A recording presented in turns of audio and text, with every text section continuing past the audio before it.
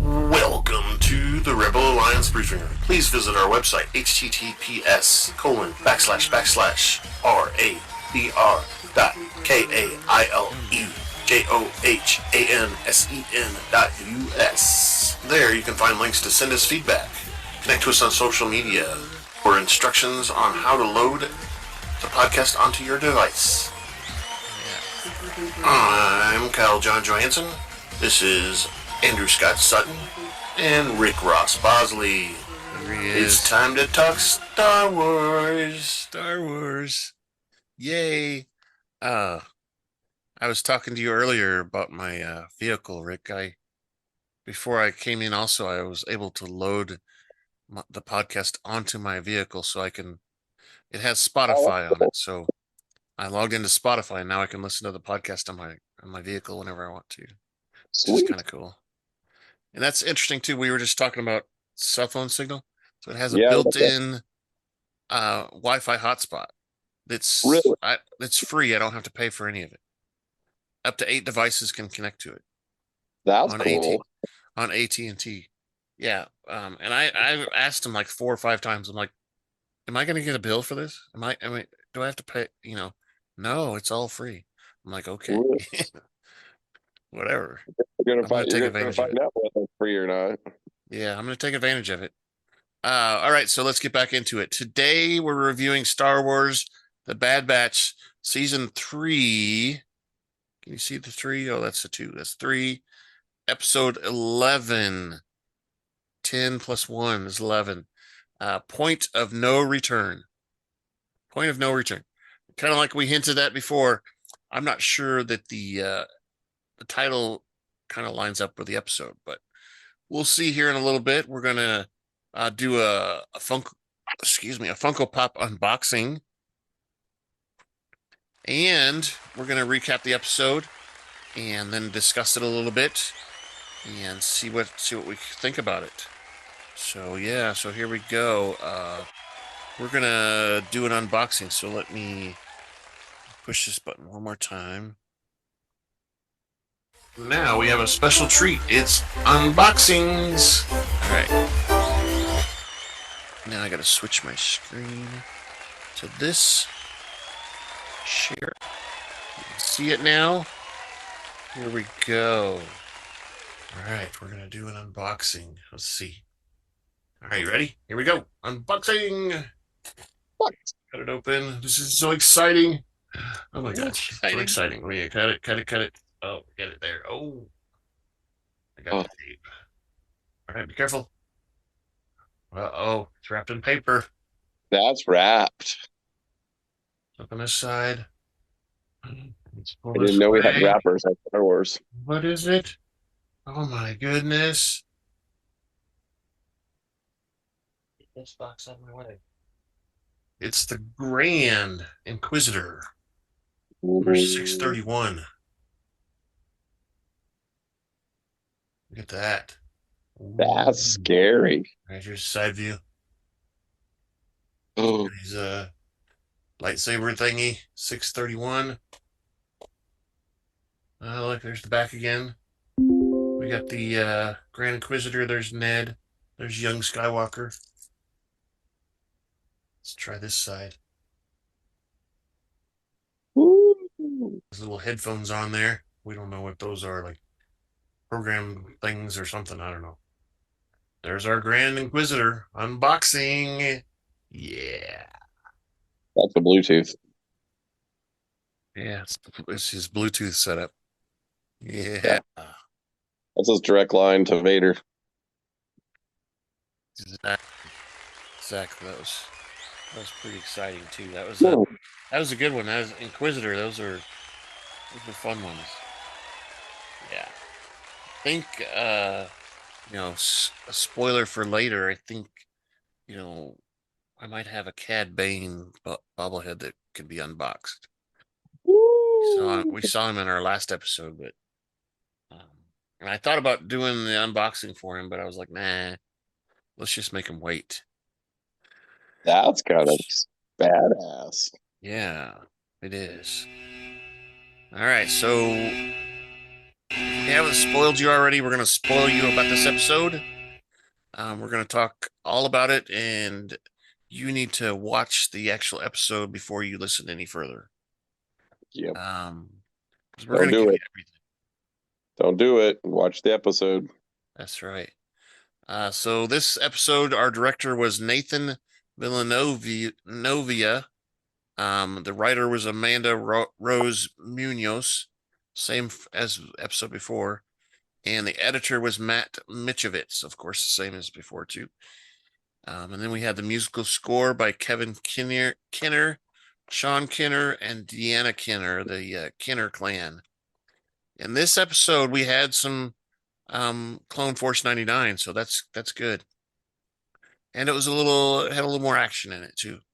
Wasn't, boring lab stuff.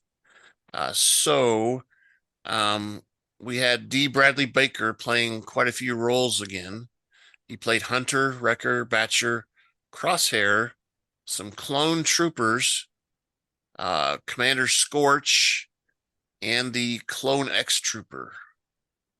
The CX number 2, I think, is what he was. And, sorry, and we had Omega this time. And Omega, and then Michelle Ang played her, and she also played a villager. And we saw AZ3, the robot that is Omega's buddy.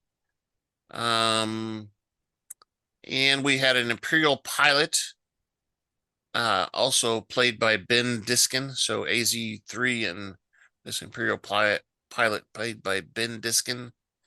There was Lana Hazard and Miss Gaya, played by Andy Allo. And then we saw the remember those child clones that we saw a few episodes back? Mm-hmm. We saw a couple of those, and the only one that spoke was Mox. Yeah. And he's played by Daniel Logan, which I said before is the kid that played Boba Fett back in the prequels. He's now in his 20s, I think, anyway. But there was also someone named Olly and a Stormtrooper number 1, played by Matt Lanter. And then we had Phee Genoa. She was hinted at in the last episode, but we never saw her. Played by Wanda Sykes. Yep. And then we had Shep Hazard, the mayor of the island that we're on. He was also the same person played a Stormtrooper number 2. That person would be Emira Williams. And that was a mouthful, so I'm gonna play a commercial real quick.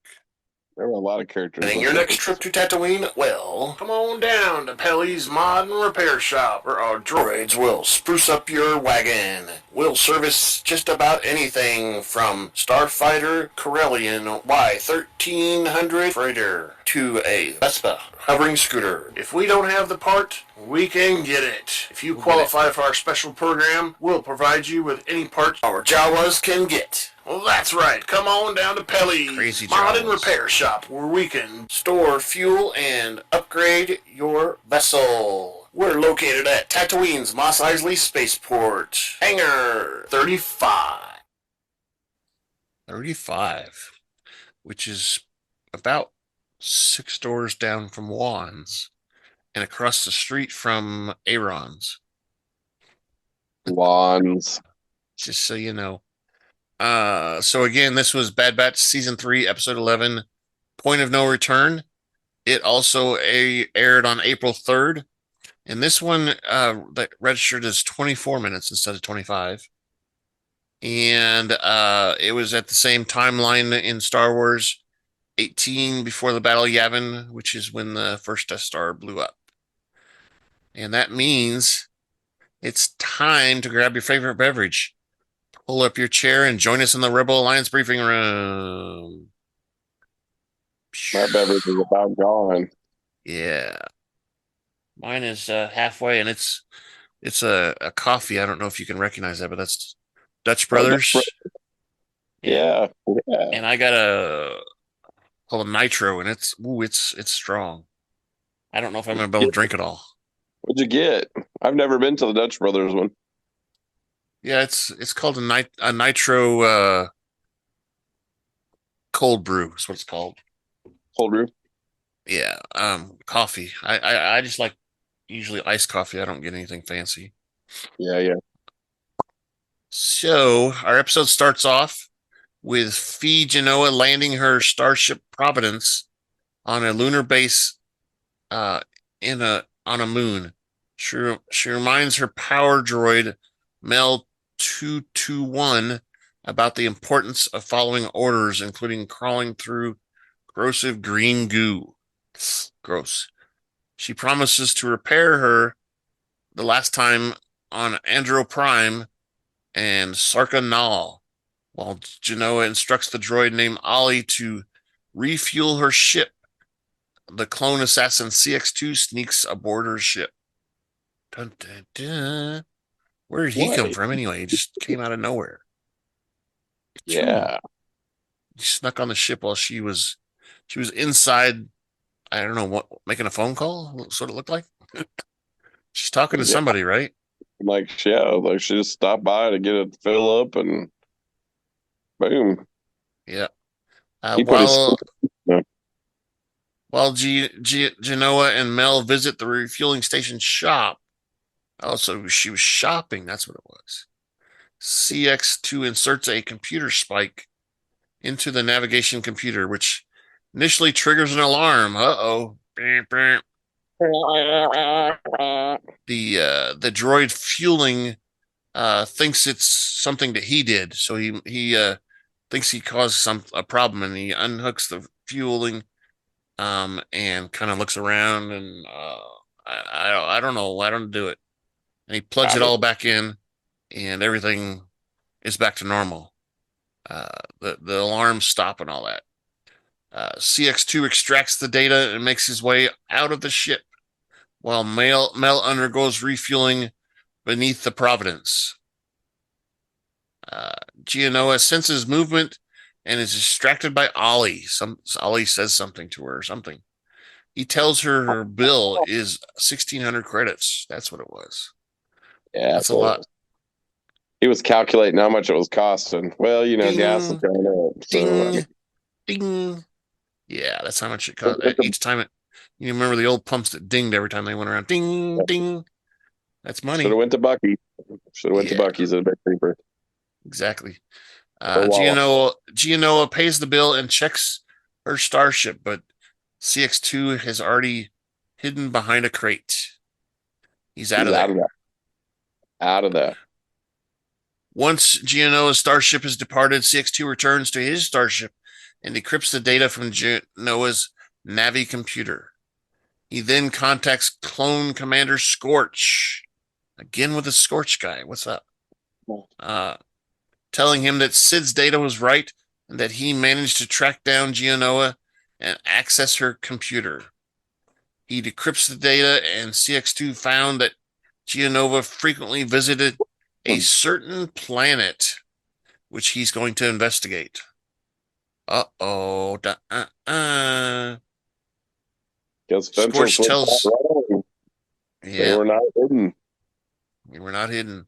Scorch tells CX2 to send him the coordinates and says he will send a division on standby once they have confirmation of the target. A division. That's a lot. That's a whole mess of troopers. CX2 sets his course to the planet of Pabu. No, not there. And we see Pabu and the Bad Batch are loading supplies aboard the Marauder. Hunter tasks Wrecker with loading the ship while he and Crosshair head to town for some rations. Wrecker asks him to bring back 2 ice cream cones. Please? I like the ice cream. In Upper Pabu, the former clone cadets Mox, Deck, and Stack have ice cream cones. Lanya Hazard serves Batcher an ice cream cone also. So the little dog gets an ice cream cone too. He gets a pup cup. Pup cup. Gonky They was have going to those. get the second one. That They was have for those at Gonky. Sonic. You get pup cups. Pup cups, yes. They give them a little cup with a whipped cream in it, usually. Hmm. Sometimes, if they're nice, they'll actually put ice cream in it. It's usually whipped cream. Uh, They Lana charge is sad for her friend for Omega because she has to leave. She's crying. Omega is sad because she has to leave Pabu also, but Hunter thinks that it will be safer for them. As a farewell present, Omega gifts Tech's broken goggles to Lana. That was pretty sad too. She put some. She says, "I want something here to come back to." Um, it'll be a major reminder of him, and the glasses are all broken up and stuff. As they recovered them off the ground. It's sad. which is an interesting thing that we can talk about later. Because how do they recover those? Well, we saw him.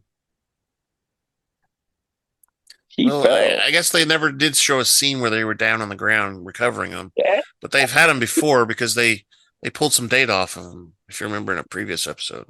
Yeah. So, but interesting. Well, we'll come back. We'll circle back to that. We'll come back to it. Circle back. Okay, so Lana promises to hold on to the goggles until Omega and her guardians return. Omega hopes to return to Babu one day, regarding it as a home. She had fun there. She likes everybody. Uh, Meanwhile, Wrecker grumbles about the large amount of kit and jokes to Gonky about it, Okay. about Okay. leaving him behind and stuff because he takes up too much room. Too heavy. Unknown to them, the Marauder sensors beacons begin ringing. They didn't hear it for some reason. Danger, Will Robinson. Danger. And that means that CX2 is approaching Pabu Island, and he hides his ship, somewhere off in the distance in a cave or something, right? Yeah, it was like the same place that Ventress put her ship. Something close to it, but what's the deal with all these caves anyway, right? So if they're not on the island, there's a bunch of caves close by. Whatever. Inside a cove in the upper Pablu, Hunter senses something is afoot and radios for Omega to leave. Get ready to leave already. He's got that sixth sense, His spidey senses start tingling. Exactly. So we see CX2 climb the Archeum where he sights Omega walking with Lana. That's that area on the island. It's got the high tower on it. So he's up there so he can see, has a better point of view. CX2 contacts Scorch, confirming he has sighted the target. I've seen her. She's here and alive. Scorch orders him to prevent Omega from escape, but warns him that the target must be recovered and unharmed. Don't hurt her. We need her badly. She has to be alive. He says, don't repeat your mistakes. If the other clones get in his way, Scorch orders CX2 to eliminate all of them. All right. Shepard and Lina bid the Bad Batch and Omega farewell. Later, CX2 uses a long-range blaster to fire several time-rigged explosions into the hull of the Marauder. So he throws a couple remote bombs or whatever. Sticky bombs. Wrecker spots an explosive and grabs Gonky out of harm's way before it explodes. They basically fall off the dock into the water, right? Pretty much. This first explosion triggers a series of explosions that destroy the Marauder. It's destroyed. That's bad. How are they going to escape? The Bad Batch and several locals gathered at the site of the explosion on the waterfront. Omega tends to Wrecker while Hunter gets Mox and Stacks to evacuate Wrecker to Shep's home for treatment because they can't wake him up. He gets him out and they can't wake him up. He's like, hey, what's up? I don't know. Hunter gets Dake and AZ3 to treat Wrecker. So the medical droid's going to retreat. Crosshair points out that they have been compromised. And they see suddenly a Ventress-class Star Destroyer appear above the top of the island. It arrives, and they hear some crackling noise like a lightning or something, and all of a sudden it's there. The locals begin to panic and start to scream and run about. LAT gunships land clone commandos and TK stormtroopers who begin marching through town. CX2 issues orders for the troops to cut off all escape routes and destroy skiffs and ships. The LAT gun ships begin destroying parked skiffs and boats. Pshum, pshum, wreaking havoc throughout the town, man. They don't care. Watching the destruction, Omega begins to blame herself. Hunter reassures her that it is the Empire's fault and tells her to stay focused. It's not your fault. It's the Empire. They're trying to come after you. They're the ones destroying things. Crosshair says the Empire is blocking their escape. And for some reason, their comms are blocked too, so they can't communicate. He proposes stealing one of their gunships so they can contact Echo. Hunter says he will handle it while the two of them head to Shep's home. I guess to see Wrecker. It's Wrecker, yeah. Make sure he's okay, not dead, right? Because we don't know at this point if he's alive or not. Can't wake him up, that's all we know. Meanwhile, CX2 orders the stormtroopers to search every domicile for Omega. We're not leaving here without her. Mayor Shep Hazard confronts CX2 for the unprovoked Imperial attack on his village and people. The hell are you doing? I mean, what are you doing there, buddy? Oh, we're peaceful people. Yeah. You destroyed our ships. I'm the mayor here, my people. When CX2 explains they're searching for a fugitive, Omega, and displays a hologram, Shep condemns the destruction of their docks and fishing skiffs, which the locals depend upon. How are they going to get fish anymore? We're going to starve. CX2 disagrees, saying that he only cut off their means to escape, warning that he can do much worse. I can destroy it all, dang it. I got the power. CX2 says he knows the girl is here and warns that the island will burn unless they turn her in. He's going to burn it down. Like the roof is on fire. Two stormtroopers restrain Shep because he wants to hurt CX2. He's like, I don't like you. While Crosshair and Omega and Batcher hide in a stairwell, a group of stormtroopers mishandle a couple protesting a search of their home. Batcher attacks the stormtrooper who chases her. Crosshair reassures Omega that Batcher can handle herself, so she's not going to go run after her. The two seek shelter with Lyana and AZ3. Lyana, who is frightened, has Omega comforting her. AZ reports that Wrecker is unconscious and his vitals are stable. So that's good. We know he's alive. And then we hear Wrecker groan a little bit. He's having a bad dream or something. Somebody's attacking. He's having a dream about stormtroopers attacking. Outside, more stormtroopers search more homes and terrorize the locals. Meanwhile, Hunter ambushes a stormtrooper in the market and breaks his neck. Ooh, ow. That's brutal. A LAT gunship lands nearby. After the troops have dispersed, he fights the sentry and uses a crate to jump aboard the gunship. After Hunter throws off two troops, the pilot spins the aircraft in an attempt to expel him. He's trying to knock him out. Hunter grabs onto the ropes above. Omega and Crosshair watch Hunter struggle. After the pilot reports his gunship is being compromised, CX2 shoots him through the neck, killing him, causing the gunship to crash into the sea. He's dead as a doornail. Hunter jumps before the gunship sinks into the sea. Crosshair spots Hunter swimming ashore in his binoculars. Micro binoculars.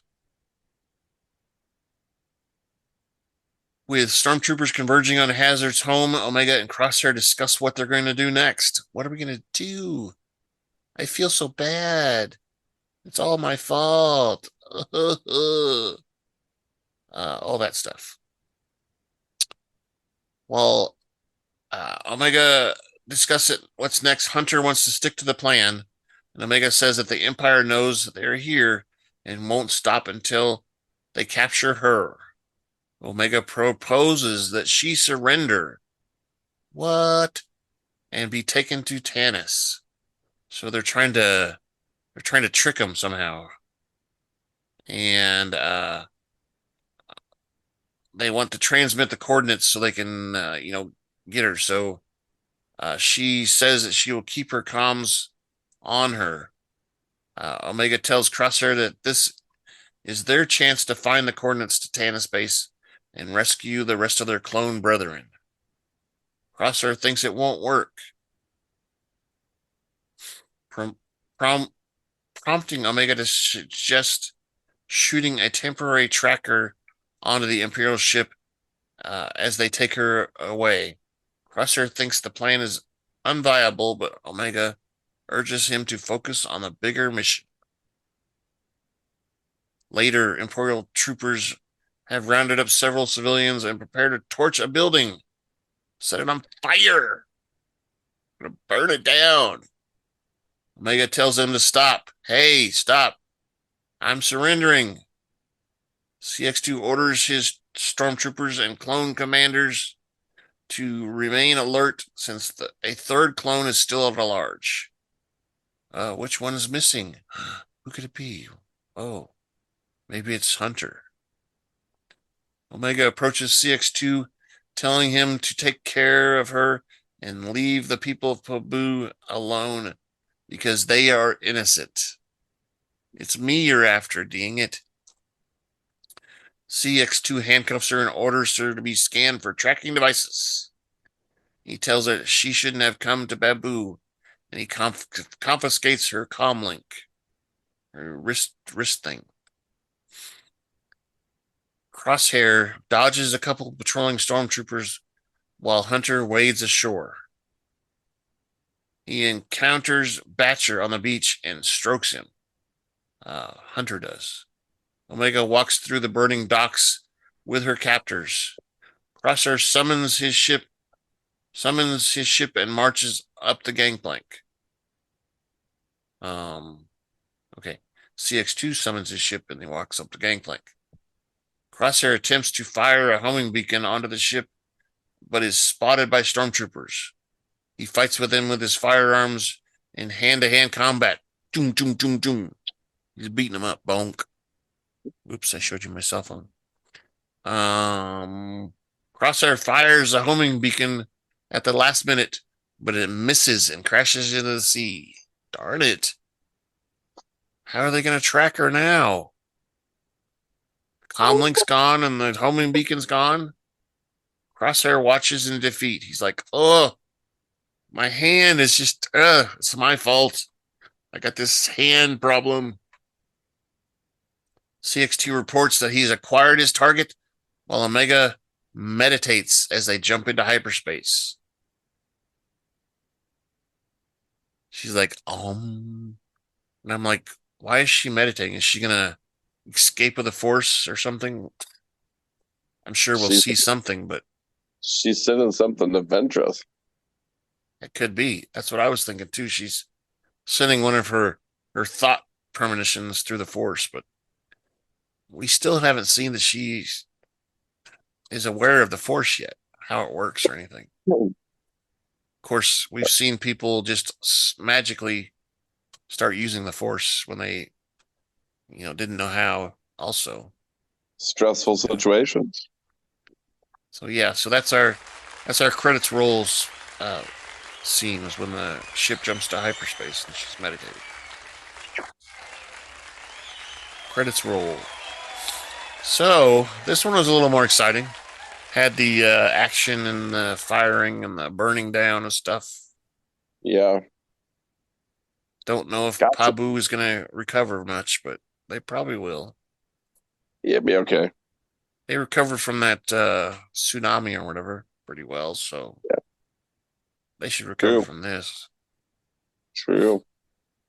Hopefully they'll be able to repair some of their ships, but I don't know. I think kind of like what CX2 said is, he only destroyed what was needed. He didn't destroy everything.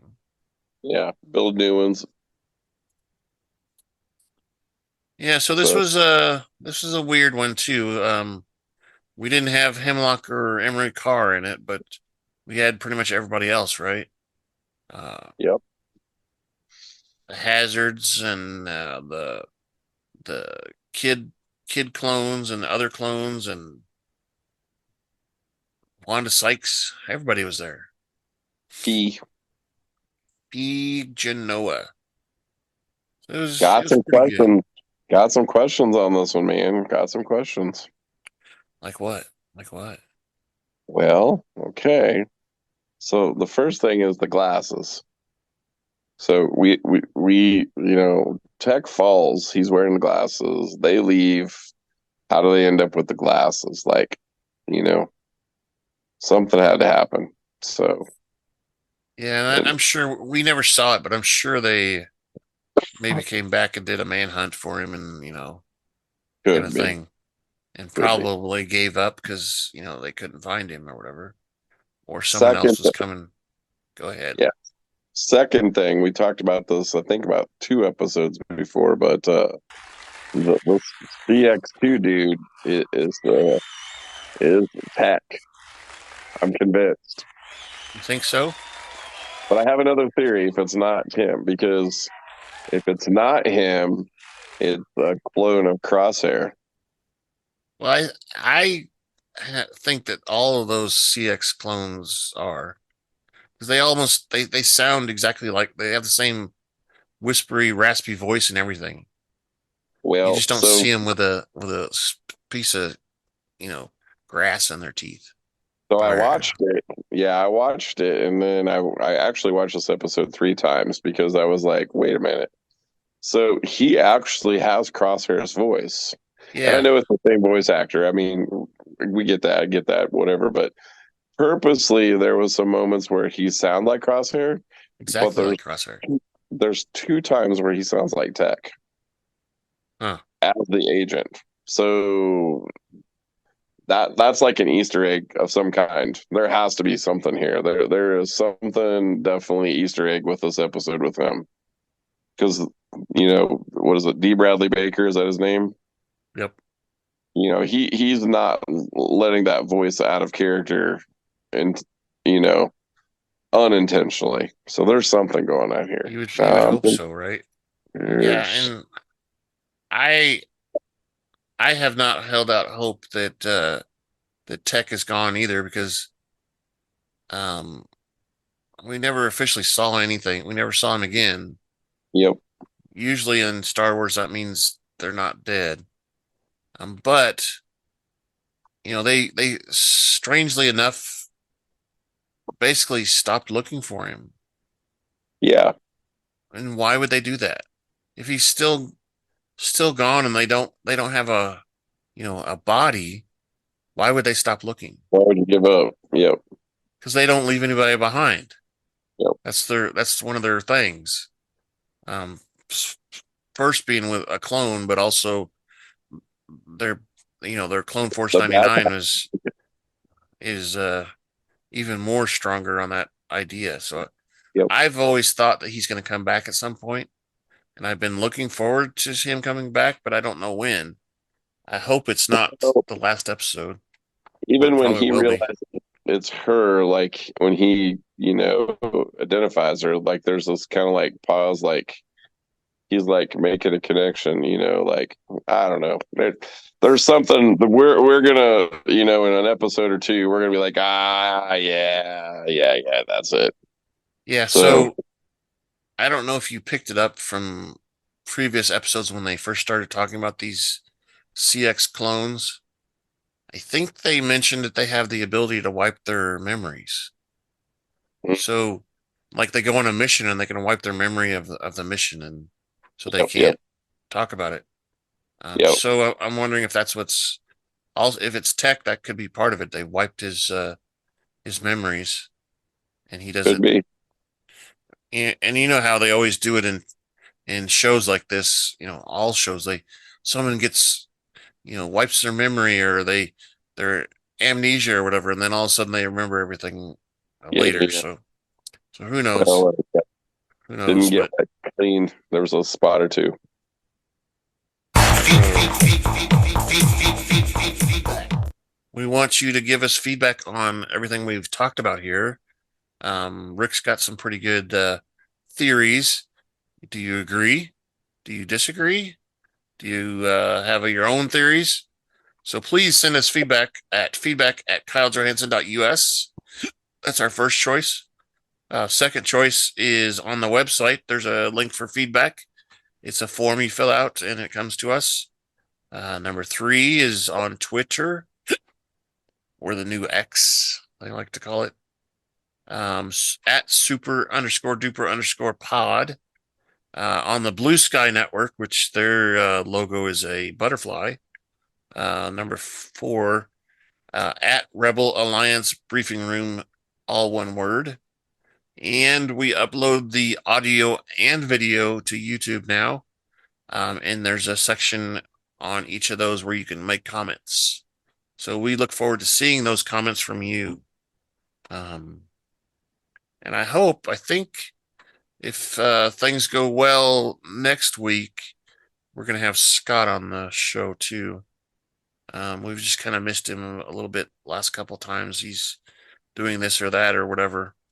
A He's couple busy. weeks ago, he had a dedication, a memorial dedication sign thing that he went to, that um the orphanage that he was adopted from put up a memorial plaque basically stating this or whatever. And yeah, I don't know if you knew, but my friend Scott was adopted. Him and his brother Yeah. were adopted together. Okay. I Anyway, did not know that, but I did know that they were adopted. yeah. So So um he's kind of like Luke and Leia. exactly. He identifies very closely, maybe. I don't I knew there was something about that guy. know. Except there's no, I don't think there's any force there. Well, I don't know because the Uh, last time he like moved my drink a little bit, so something there. I don't know. yeah. Every once in a while, when he uh, when he farts, it's pretty strong. So maybe that's part of the force too. Good thing he's not here to hear that. Well, who knows? He may listen to it. He says he listens to him Hey at his Scott, work too. hey Yeah. Scott, I'm trying to help you out here, man, but sorry, that was funny. I couldn't help that one. I'm only teasing him because I know he wants to get back on here and defend himself. So On my finger, on my finger. yeah. All right. So you got anything else? Is that the last word, you think? Well, not really, but I don't know. I don't want to say it because I kind of want to see what happens the next episode. So I'm kind of, no, I'm not gonna say anything else. I'll All probably right. regret it, but I won't. So since we've done this before, um I was gonna say the name of the next episode, which is Juggernaut. Um which is usually a big ship, right? Yeah, Juggernaut. yeah. Well, it's a big ship, and I don't know what the definition of juggernaut is. Like usually, it's Something like a something big. complex and Yeah. big, right? Yeah, so that's April 10th. And then I just want to kind of, right size this here because we were talking about when it was going to end. We've got this, after this last episode that we just reviewed, there's only 4 left. And I don't want to repeat the titles on all of them because they start to kind of spoil a little bit. Yeah, give some hints. I will Is tell that you right? that this next one's called Juggernaut. 10th, 17th, 24th, and the 1st.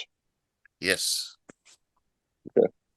That's amazing that you could do that. I don't know if I could do that. Add Um, 7 like that every time. I don't know if I could do that. Mayday, Mayday, Mayday, Mayday. It'd May been cool. 1st and okay, so I'll give you Juggernaut, and then the one after that is called No, no, no, no, no, Into no, the no. Breach. Don't spoil it. Okay, you ruined it. Into the Breach. Well, we've called them out before already on this show, so I guess that's true. That's true. We have said I'm it. not going to say the last 2 though, because those are more spoilerly than the other. Well, the last one we thought they changed the title, right? Yeah. Yeah. That's why I don't want to say it because it kind of it's very revealing. Yeah. And I don't know. Uh, I think from what we've seen so far, I think they still had a way to track Omega, even though she gave up her wrist thing and they didn't attach a thing. There's some other way that she's been able to figure out how to be tracked because I think they're gonna start planning their attack on Tanis. And